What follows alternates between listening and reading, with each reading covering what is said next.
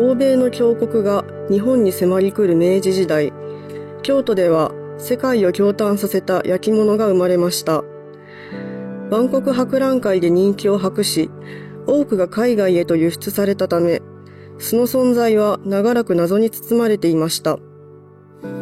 近年になって、これらの作品を買い戻す日本のコレクターの尽力により、国内でも紹介されるようになりました。本展示では、当館に企画された作品から、明治に生まれた京焼を紹介します。展示の中心となるのは、日本の伝統美と西洋文化を融合させ、新しい表現を生み出した作品群です。これらの京焼は、西洋の顧客の思考をいち早くつかみ取り、当時人気があった新朝当時の技法を取り入れ、新しい美の実現のため、驚くべき速さで技術革新を遂げていきました。これらの優れた作品を収集した関和夫氏は、伊万里の収集や研究を行う中で、三代清風与兵の作品と出会われ、明治の京焼の収集を開始されました。作品収集だけでなく、これらの作家について、明の分析や様式、技法に基づき、制作年の編年を行った研究書を発表されています。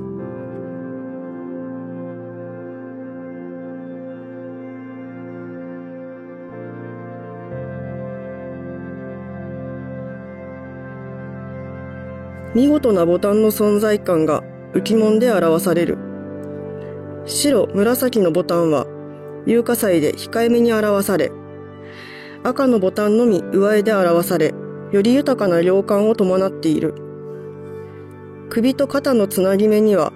黄、緑、紫の雲気紋が巡らされ、全体を引き締めている。三代清風は、その制作の後期、明治期の新技術である釉下彩技法を完成させた。釉下彩とは、釉薬の下に絵付けする技法であるが、明治期には西洋顔料が用いられ、それまでは困難であった色も実現できるようになった。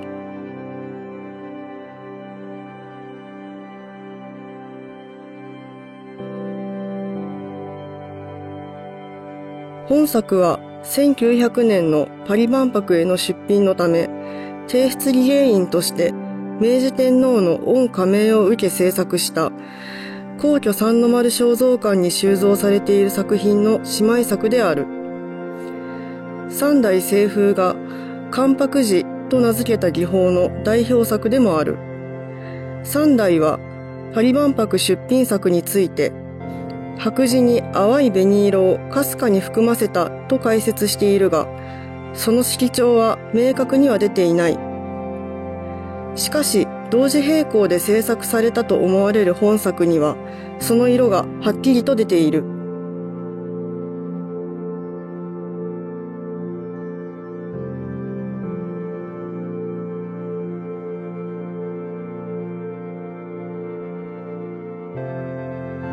非色寺とは1882年三代清風が自らの性自由のためにつけた名である。非色は源氏物語にも登場する中国の焼き物で、日本では越収用青磁と呼ぶもののうち、特に皇帝のために選ばれた品を言う。越収用青磁は実際は青というよりも灰褐色やオリーブ色をしているが、当時は具体的な作例は知られていなかった。陶工の想像力をかき立てる色でもあり、三代は六章色を呈する元の龍禅陽の青磁を自らの手本としたようである。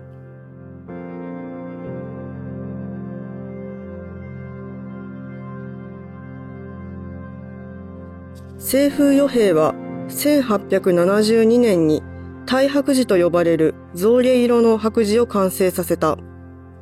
白磁は三代清風の最も得意とした分野であり、明治陶芸の一人者に三代を押し上げた分野でもある。関白磁とは関白磁炭鉱釉とも呼ばれ、太白磁に陽刻で文様を施し、それを際立たせるために淡い紅色の釉下彩で背景を色付けする技法である。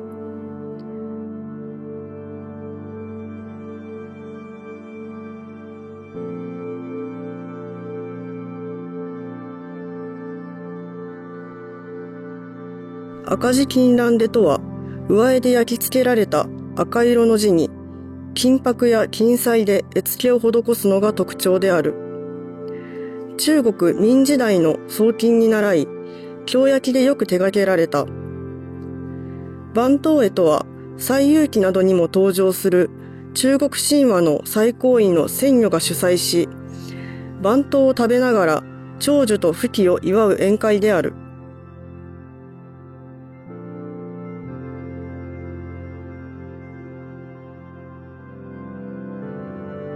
瑠璃地を背景に、紫陽花と鳩を釉下彩で描く。鉱山の釉下彩研究の初期段階の作品で、色数が限られる中、旧来の瑠璃釉を効果的に組み合わせ、新感覚の意匠を生み出している。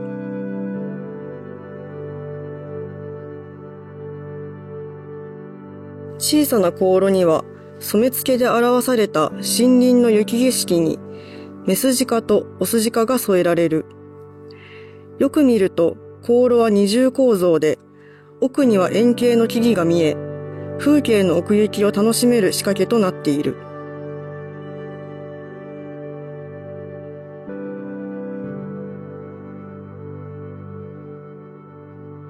華やかな色絵が施された粟田焼の作風の香炉である。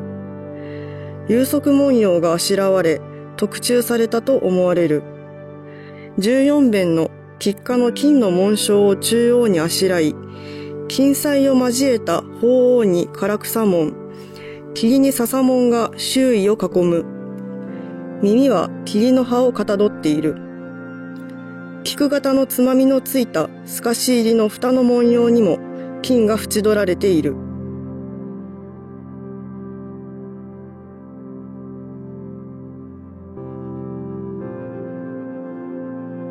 鉄釉のベースに生子釉という青みを帯びた釉薬を効果的に用いて、編まれた籠の質感を見事に表現している。よく見ると、籠には大小のカエルが這いつくばってしがみついている。一匹は施釉され、一匹は無釉で表されているが、まるで本物と見まがうばかりである。卵色の粟田焼特有の陶器の素地に、赤と青の大ぶりのケシの花とつぼみが、ギザギザした葉とともに花瓶の上半分から垂れ下がるように描かれている。盛り上げられた存在感のある花には、上絵付けの赤や金で放射線状に筋が描かれ、アクセントとなっている。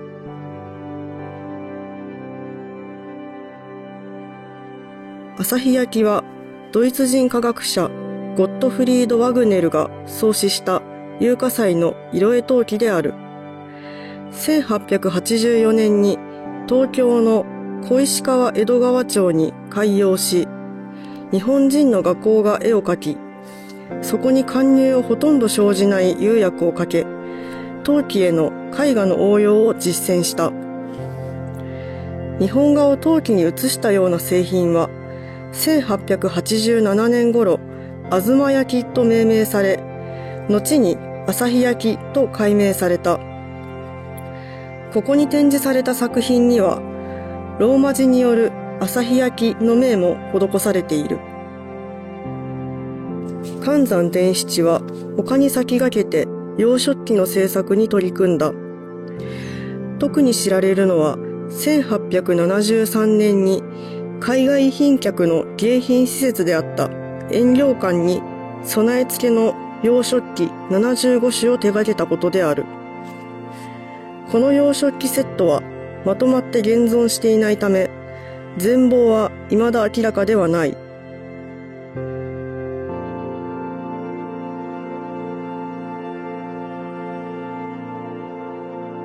竹仙は優れた陶芸の技を称賛されただけでなく、陶芸制作の近代化に伴って様々な独自技法を考案したことで知られる。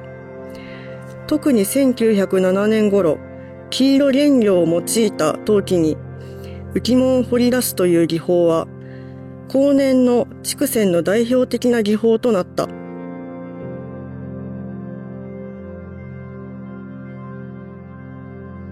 本作は京都市陶磁器試験場で制作された。京都市陶磁器試験場は1896年に東山五条に京都市陶磁器試験所として設立され、1903年に試験場と改名された。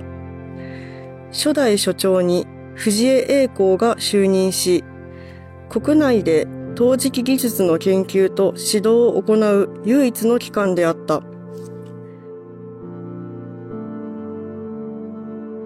当館コレクションルームでは、特集の他に